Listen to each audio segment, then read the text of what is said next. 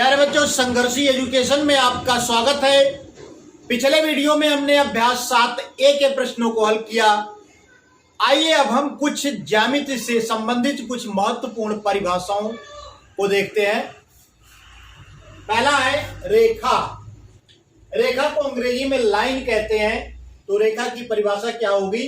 एक ऐसी लकीर जो दोनों दिशाओं में अनंत तक बढ़ती ही जाए उसे रेखा कहते हैं। यदि किसी रेखा पर दो बिंदु A और B लिए जाएं तो रेखा को AB के ऊपर दोनों तरफ तीर लगी हुई लकीर लगाते हैं से प्रदर्शित करते हैं। जैसा कि आप देख सकते हैं, रेखा पर A और B दो बिंदु हैं।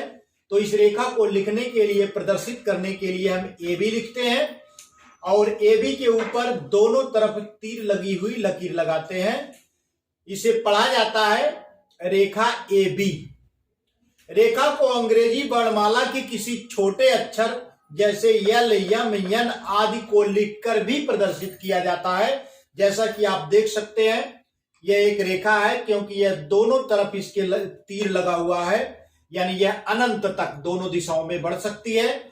इसको प्रदर्शित करने के लिए अंग्रेजी वर्णमाला के एक छोटे अक्षर यल से हमने प्रदर्शित किया है जिसे रेखा यल हम पढ़ सकते हैं। तो ये थी हमारी रेखा। अगला महत्वपूर्ण परिभाषा हमारी है रेखाखंड। रेखाखंड को अंग्रेजी में लाइन सेगमेंट कहा जाता है। रेखा के किसी एक भाग को रेखाखंड कहते हैं जिसमें दोनों ओर अंत्य बिंदु होता है। रेखाखंड AB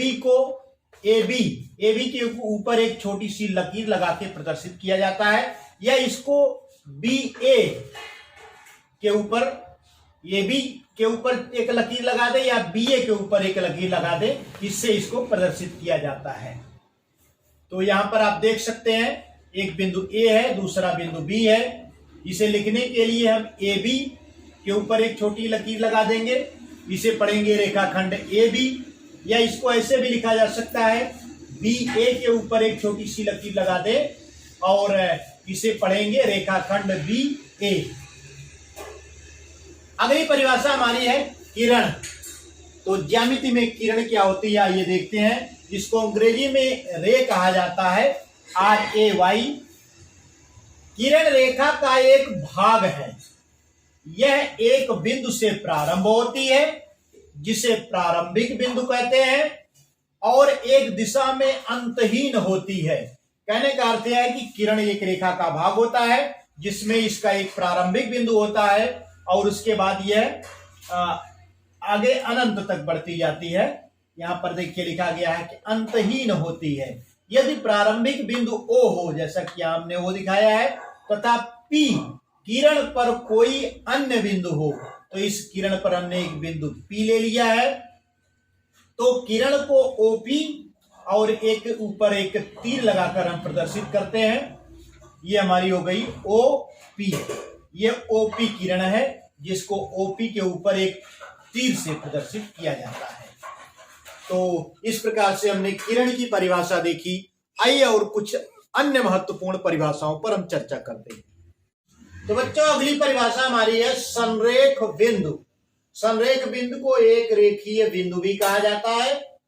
एक ही तल में स्थित 3 या 3 से अधिक बिंदु संरेख कहलाते हैं यदि वे सभी एक ही रेखा पर स्थित हों।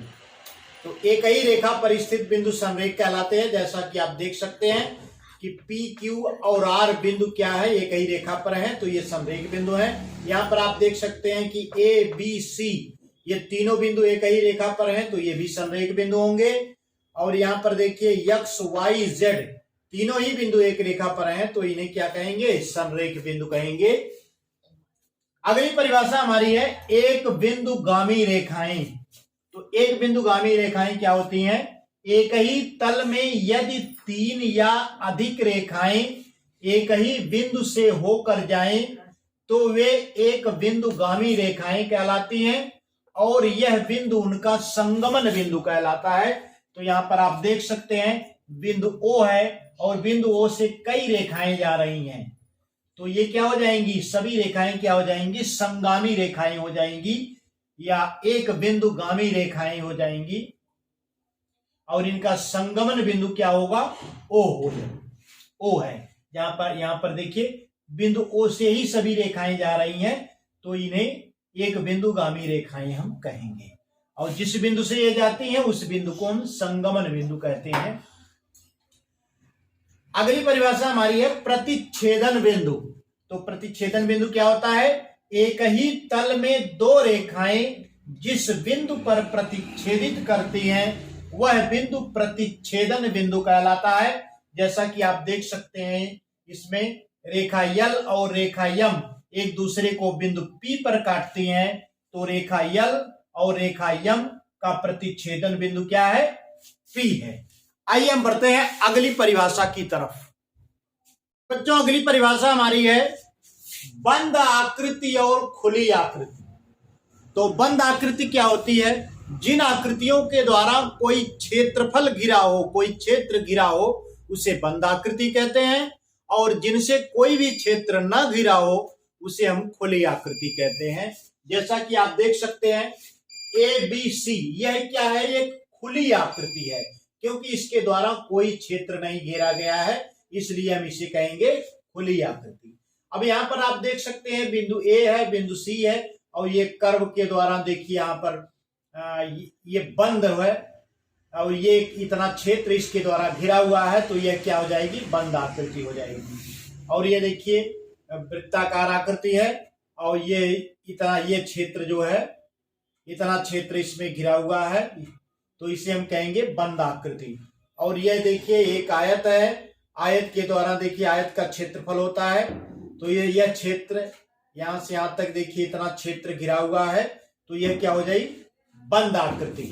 यानी बंद आकृति में कुछ न कुछ क्षेत्रफल घिरा होता है, जबकि खुली आकृति में ऐसा कुछ नहीं होता है, खुला होता है।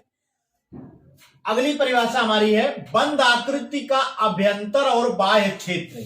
तो बंद आकृति में एक अभ्यंतर क्षेत्र होता है जो आकृति के अंदर का क्षेत्र होता है और शेष क्षेत्र को हम बाह्य क्षेत्र कहते हैं। जैसा कि आप देख सकते हैं इस वृत्त में, वृत्त के अंदर का जितना भी भाग है इसे हम क्या कहेंगे, अभ्यंतर।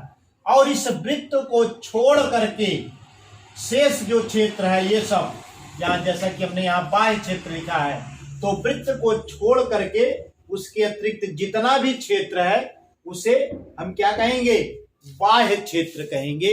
तो इस प्रकार से हम ज्यामितीय अवधारणाओं से संबंधित ज्यामिति की कुछ परिभाषाओं को सीखा हमने। उम्मीद करता हूं कि आपकी समझ में आ रहा होगा, और यदि आपकी समझ में आ रहा है और अभी तक आपने हमारा चैनल सब्सक्राइब नहीं किया है तो संघर्ष एजुकेशन यूट्यूब चैनल को सब्सक्राइब करें, बेल आइकन को प्रेस करें जिससे हमारे नए नए वीडियोज की नोटिफिकेशन आपको बराबर मिलती रहे।